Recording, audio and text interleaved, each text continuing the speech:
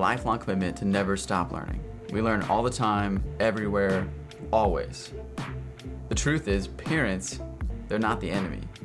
If we want to learn about the student, we have to know the parent. In fact, most times you will never be able to love the student as much as their parents do. The truth is, we cannot really understand students without knowing their parents. It's a little glimpse into who they are and why they are the way they are. Anytime we build and bridge a gap relationally with the parents as well, it's a massive win. The parents are the full-time, first and primary disciplers in the students' lives. Communicate with them. Whoever the administrator is, be sure to send a weekly email touch point with the parents, even if it's just to let them know the group is still happening, same time, same place, because parents want to be kept in the loop. Communication means so much to them. If you make yourselves available to them, that's huge too. Just the option of knowing that you're on their side, that you're rooting for them, you're in their corner, and you're trying to encourage them to actually lead their students spiritually. They want to know what is happening within the group primarily.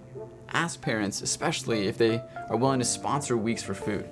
Chances are, if a parent is invested a little bit financially, they're going to be even more invested relationally or emotionally. They're going to make sure their student is making it there.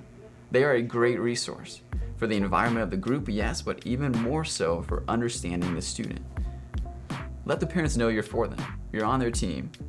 Actually ask them what they need prayer for. You're their number one cheerleader, and they should relationally matter to you as well. Ask them how they're doing. But the truth is, parenting's scary. Parenting is tough, and we're just honored that they're willing to trust us with leading their students. Families have a lot going on.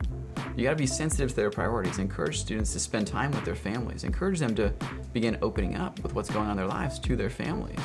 Help them build trust with their parents.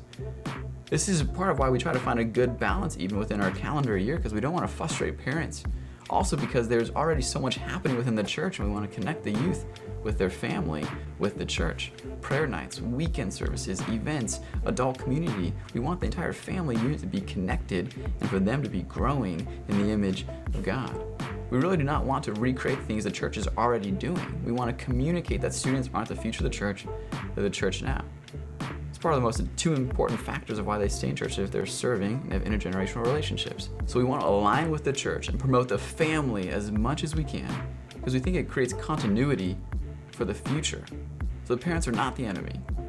They want to be communicated. They want to know what's going on, and they want to know you're in their corner, you've got their back, you're rooting for them, and you're praying for them. So anytime you can invest in parents relationally, take that opportunity.